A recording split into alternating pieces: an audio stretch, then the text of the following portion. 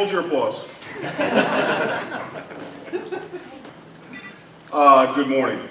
I'm going to start off in full disclosure here. It's my first keynote ever. Okay? So, wow, that's nice. All right, thank you. We'll quit while we're ahead.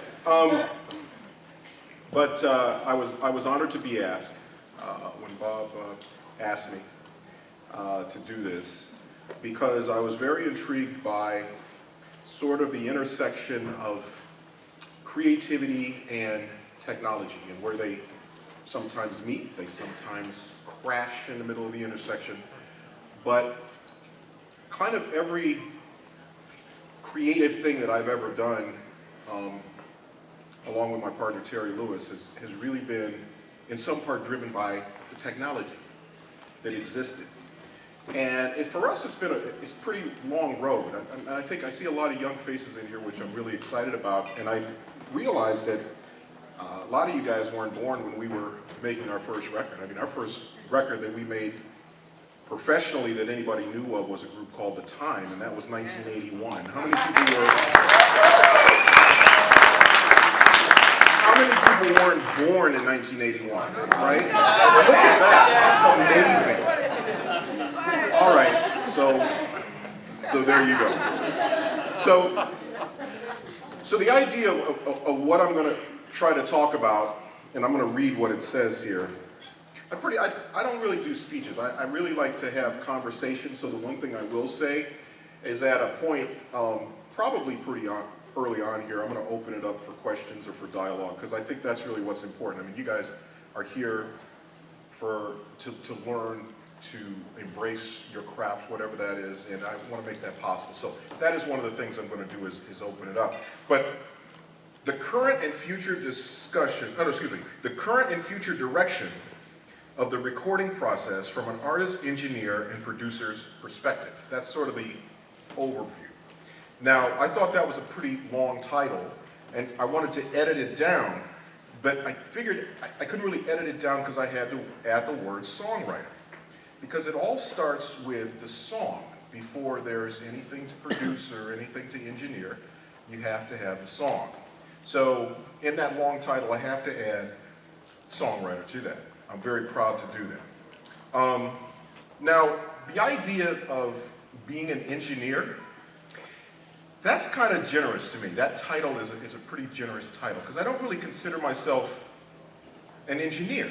To me, an engineer is someone who's gone to school, he has credentials, he or she, I should say, have credentials, you know what you're talking about, you know what it is. I mean, to me, engineering was like, in the old days, some of you will remember this, some of you can Google it later.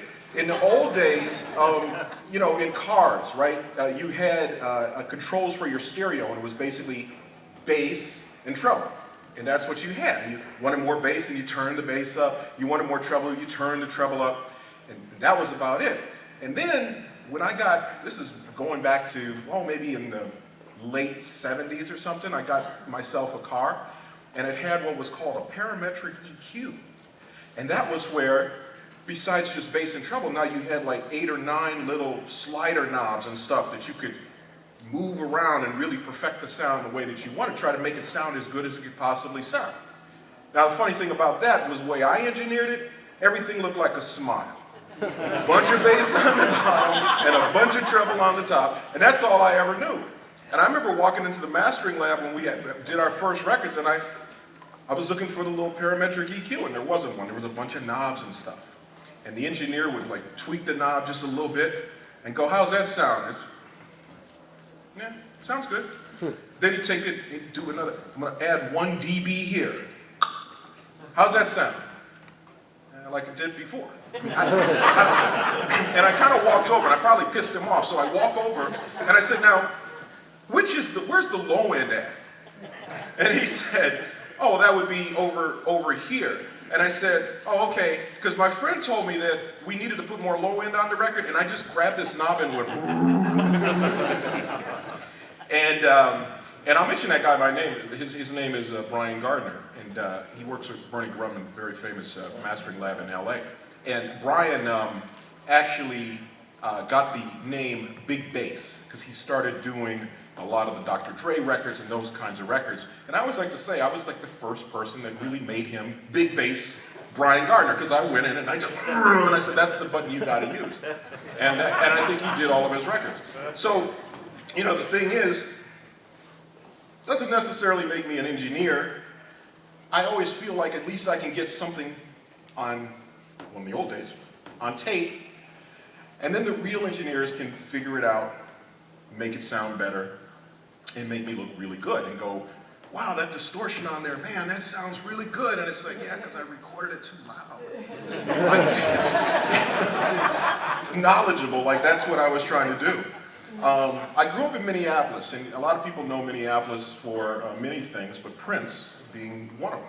And I actually went to junior high with Prince, and we used to take a music class together, and we used to get out of class, and we'd go to this little keyboard room and stuff, and the teacher would give us Mary Had a Little Lamb, and we'd go, okay, thanks, teacher, and we'd put the headphones on, and then when the teacher would leave, we'd be in there just jamming away and stuff, and it was great, and that was really like my introduction to like music in school. That was like, okay, music in school, that's what I want to do.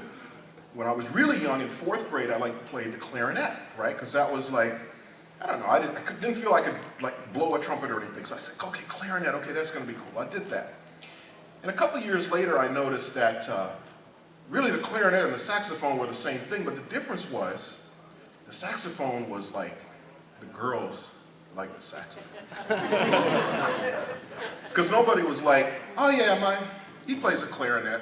It wasn't working, you know, so the saxophone was working, it was working. And I realized that like music, beyond, you know, making me feel good and something I really loved to do, you know, the girls like that, you know, it was like, that was incentive for me, you know, and still is, as a matter of fact. So, even though I'm married, but I like to impress my wife and daughter and other people, right? So that's like a big deal to me. But growing up in my house, I remember the technological stuff that happened. I remember when we got our first color TV. Like, that was like amazing. Color TV, can you believe that? And then we got a little home tape recorder that actually had like, it was reel to reel, but it was tiny. It was like, you know, 1/4 inch tape, and you could actually record music onto it. And that was like amazing. And then there was like 8-tracks. And it was like 8-track, oh man, all the music's on this little thing. Forget the big vinyl records, now there's like a little 8-track. It's like, man, this is amazing stuff. And when I was growing up, there was always keyboards around my house because my dad played. So I used to get on the keyboards all the time, and I always thought of myself, though, as a drummer. I always liked the idea of drums and rhythm and that kind of stuff. So I used to bang a drum set around and do all that kind of stuff. When I got about 12 years old, my dad used to play, he used to have a band, and they never could keep the drummer, right? So one day I went to one of his shows, and the guitar player in the band said, why don't you let your son play? He knows all your songs. And my dad said, I don't know, he's a little young, I'm not really sure. I'll give him a chance. So I go up and play, and it worked out really well. So next time I go, same thing, can't find the drummer, whatever. Why don't you let him play a set with you? Okay, all right, so do that. So I went and played a set with my dad. By the time 2 or 3 weeks went by, I actually became my dad's drummer. And that was like my first professional gig at 12 years old, playing drums in my dad's band. And my mom was like my first agent. Because, well, literally, because what happened was my mom would say, you know, my dad was like, oh yeah, this is great, you know, yeah, come on and play. And she said, well, you have to pay him. And he said, well, okay, well, I'll give him $10 or I'll give him whatever. She said, no, you have to pay him exactly like you pay a drummer. He's your drummer. So she negotiated like my first deal and stuff. So it's like, you know, I knew my mom was real cool. So I did that. And then that summer, I met the person that really changed my life, and that's my partner, Terry Lewis. And we're going back to like 1972. So that means I've known Terry over 40 years. And we were in a program called Upward Bound. And the whole idea of the program was to teach. It was called peer teaching, right? The idea was if you were an 8th grader, you could teach a 7th grader math and they would understand it from you better than maybe from the teacher, right? So that was the concept. And I thought, okay, that's a pretty cool concept. And I was horrible at math. So I thought, okay, if I learn to teach math, it'll make me learn math better. And it made me learn how to teach math. It did not make me good at math. But what I got early on was the idea of kind of that everybody can be a teacher. Like, you don't need a credential to be a teacher. I mean, everybody can impart their knowledge and that. So I think that was a really important lesson that I learned early on. But when I met Terry, Terry was the one that said to me, man, I need a keyboard player for my band. And I said, well, Terry, I play drums. And he said, nah, but you can play keyboards. And I said, well, how do you know I play keyboards? He said, because your dad plays keyboards. So that means you know how to play keyboards. Like, okay, well, Terry Lewis logic, okay, fine. So anyway, when I heard the drummer he had, he said, I got a drummer already. The drummer he had was a guy named Jelly Bean Johnson. Okay, well, he ended up being the drummer at the time. And after I saw Jelly Bean, I was like, yeah, let's go get the keyboards. I can do that. So anyway, we got together, we played a little gig at the end of school, and Terry and I were basically inseparable ever since then. Even though we played in like rival bands. Like growing up in Minneapolis, if anybody saw the movie Purple Rain, there was this it was kind of a fictionalized version of what was going on in the Minneapolis music scene, which was kind of this, competition where there was, 3 slots at the club for a band, but there were 4 bands that wanted to play, and you had to be the best band in order to get in there and do that. That was very much what it was like in Minneapolis. Prince had his own band, Morris Day had his own band. Actually, Morris and Prince used to play together, then Morris got his own band, and I had my own band, and Terry had his own band, and we were all like in competition with each other, trying to, play in clubs and do that kind of thing. And of course, Prince made it out, and Prince came back to us and he said, you guys are the best band. After we put everybody together, Morris is going to join your band, and then basically we're gonna make a record. So that was kind of the evolution of the way, all of that stuff happened when I was young. But those days were very impactful because around that, when I was 16, I produced my very first record, and it was a group called Mind and Matter. Now, the only reason I mention this is because there's a label called Numero Group out of Chicago that has kind of unearthed all these old recordings and stuff, including that record. And it was like the first time I'd heard the record since I did it. They said, we found the record, we're going to put it out. Do we have your permission? I said, yeah, absolutely, it's great stuff.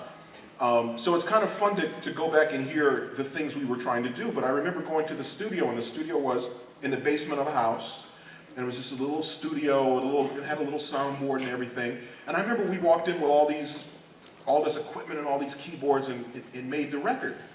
So I was thinking about sort of the technological aspect of that. In that day, you could basically do sort of a cassette-to-cassette thing, and some of you may be familiar with this. You had a cassette. First of all, do people know what a cassette is?